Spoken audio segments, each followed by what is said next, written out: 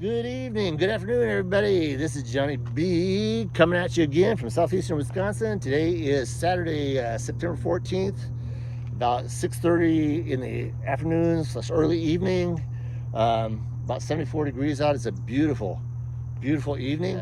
So last week you saw us harvesting honey outdoors and learned that harvesting honey is not really an outdoor activity, because once one of the honeybees finds their precious honey and they start to do their waggle dance, and they tell two friends, and then those two friends come and start to do their waggle dance, and they tell two friends, and they tell two friends, and all of a sudden we got thousands of bees on us.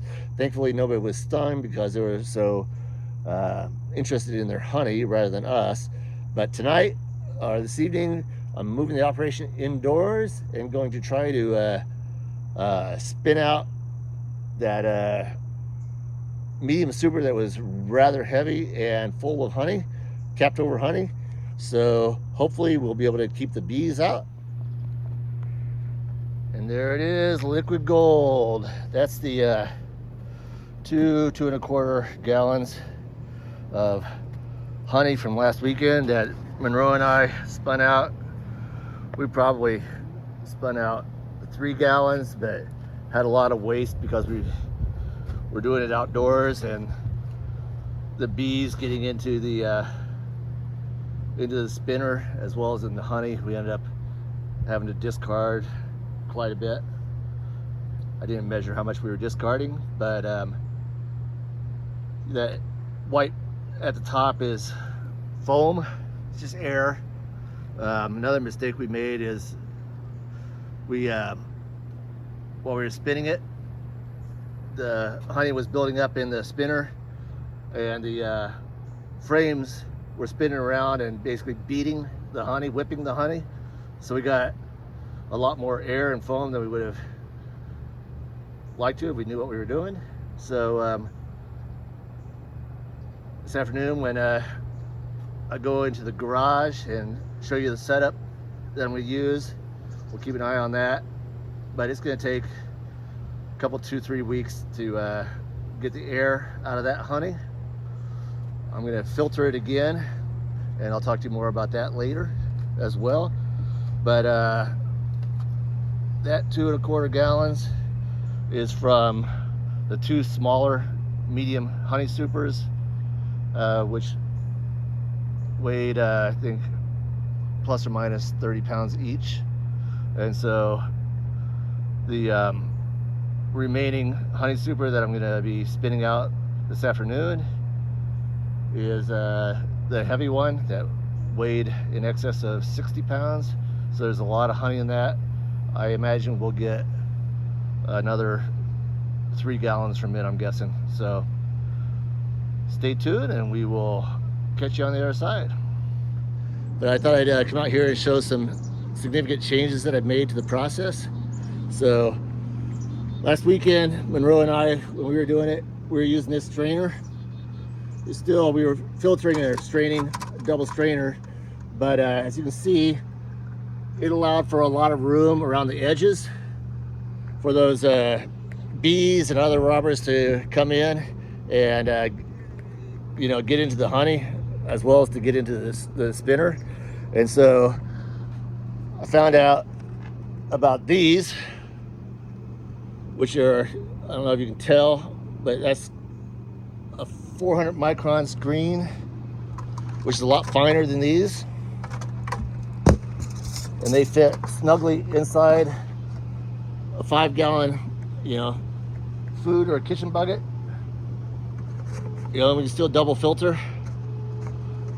So, and you can see that it goes completely around. So if there are bees in the area, I'm hoping not in the garage, but bees and other debris can't get into the honey that way.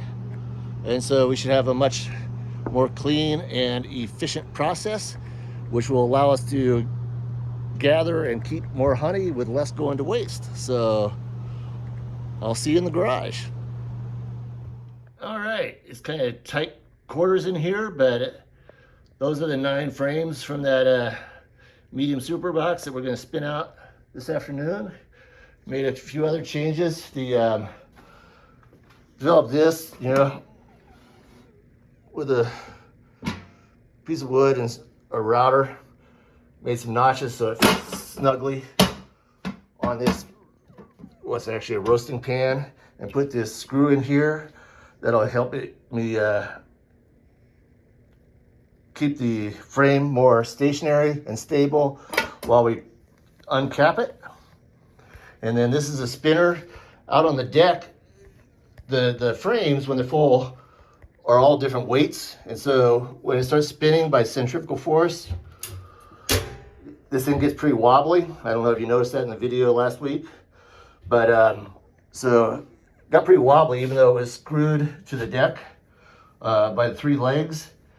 But I put on these brackets attached to the 2x4 studs or 2x6 studs in the garage, and strapped it down with this tie down, and it's pretty sturdy and pretty stable. And so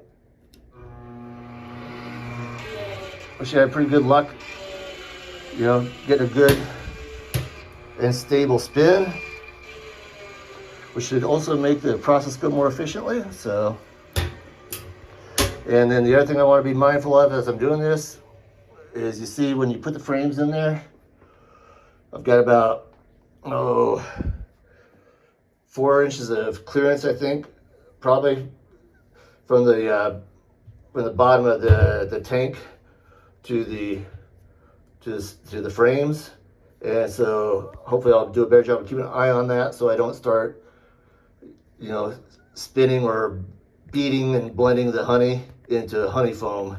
And so hopefully we'll get clear honey to start with. So more of the same, especially as we get more towards the center of the honey super.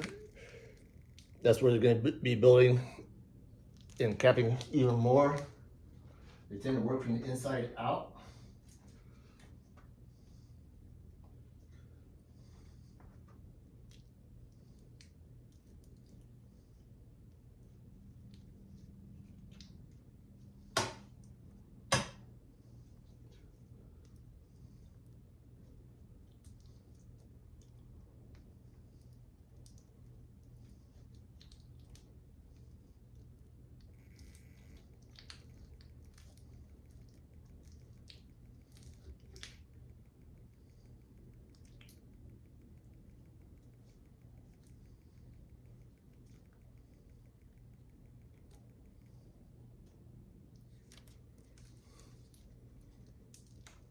Industrious little guys and girls, aren't they?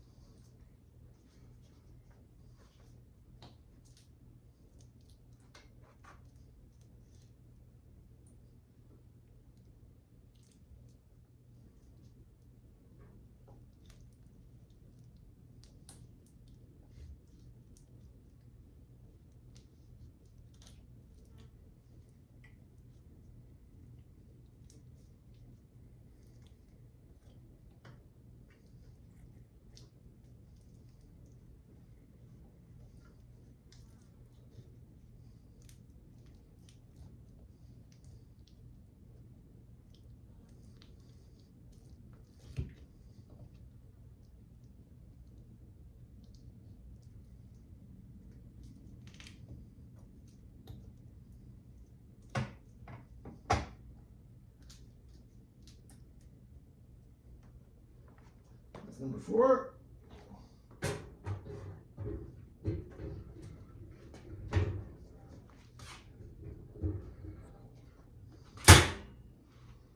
Get that spinning.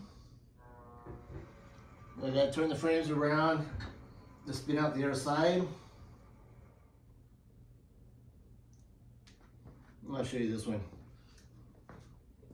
I think you'll be able to see. It spills out. They're mostly empty, and those the honeycomb, the cells are still in really good shape,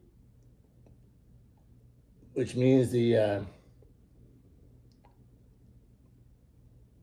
in the spring the bees will be able to start using those combs that are already built out,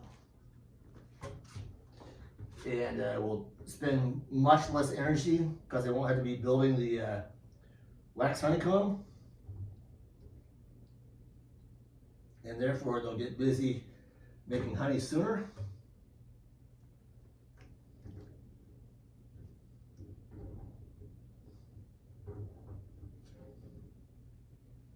And so you have a greater production next year, barring too many mites or disease or anything like that. But we'll do our best to prevent that. But don't mean to get greedy, because I'm very pleased with what we got going this year. It's pretty awesome. Much lighter. Again, much an empty comb. Outstanding.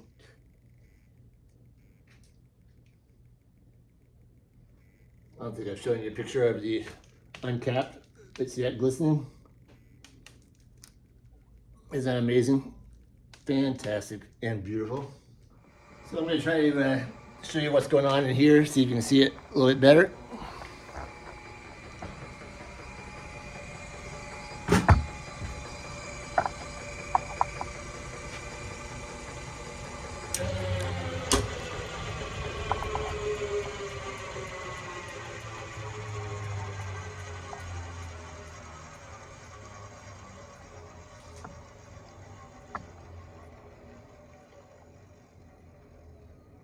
Hopefully you can see down in there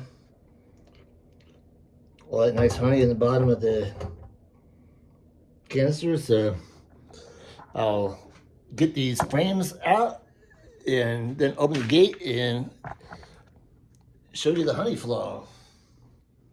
So those are all the cappings and honey that was associated with the cappings. And when I get done spinning out those last 4 frames, I'll add that to the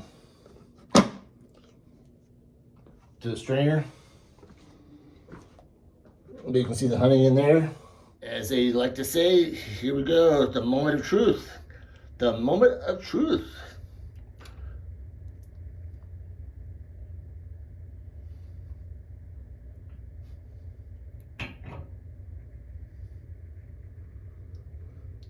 That crystal clear nectar, honey, or liquid gold.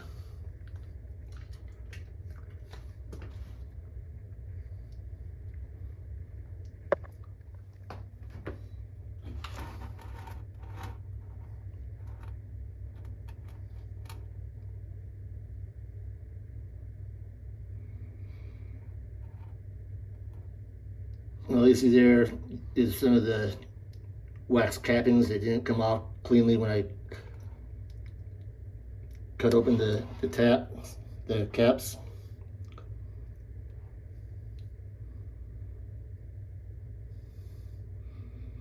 But that is some awesome looking honey. Happy, happy, happy. Another good looking fully capped over frame full of honey. I will say this is a much more peaceful process without being swarmed by a bunch of bees that want their honey back.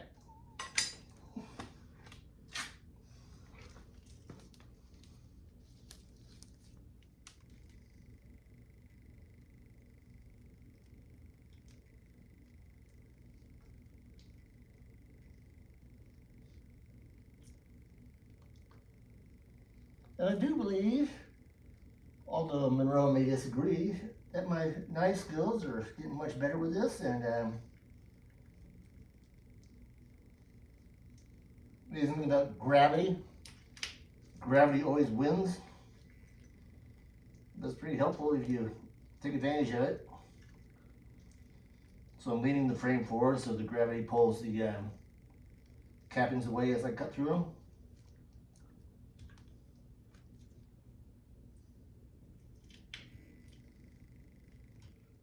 All right, let's get these spun out then.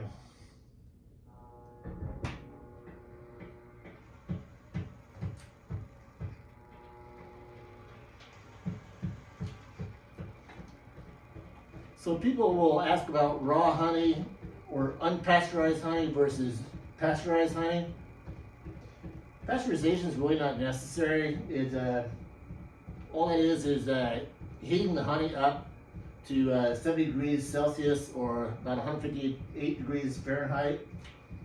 And the reason why it's done is to in an effort to kill off any of the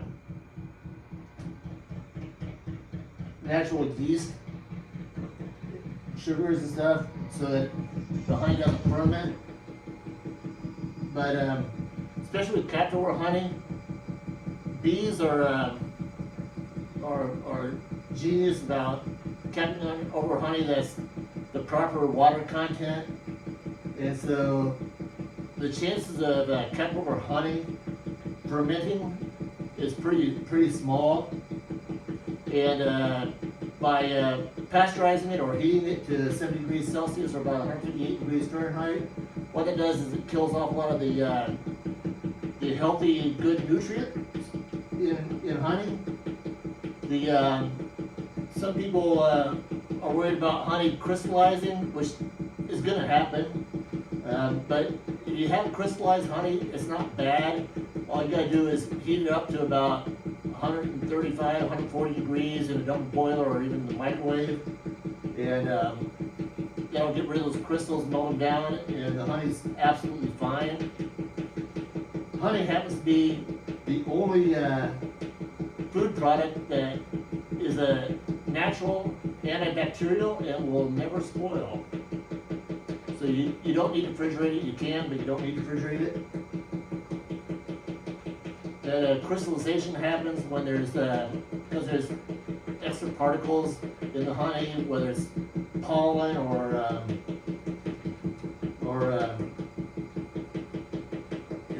frankly, different parts of the bee, like wings or antenna or stingers, but we try to filter that out.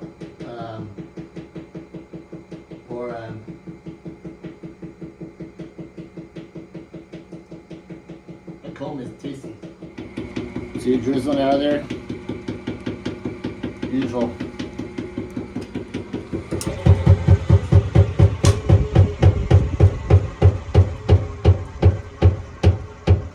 So a much lighter box now that the honey's all out of it.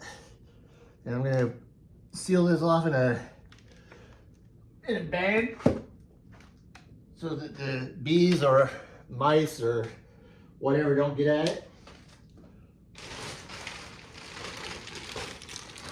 And then I'll put it back on the hive and colony where it came from, probably on Wednesday, so they can clean up that comb and maybe store up some honey for themselves for this winter. So I'm also curious about the honey supers that I put back on there last weekend to see if they did produce any more honey over the past week. I'll probably check those on Wednesday too. I still got 2 more boxes, maybe 3 more honey supers that I need to pull off of the hives and spin that honey as well. So all in all, I'm very, very psyched and very, very happy because we've had a pretty darn good harvest and pretty good season. So I'm gonna kind of wrap things up here, put the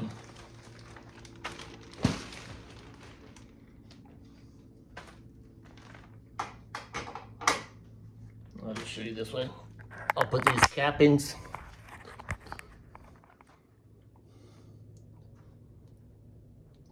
those cappings in the strainer to get the honey off of them, and then I will render those cappings because it's really, really nice beeswax.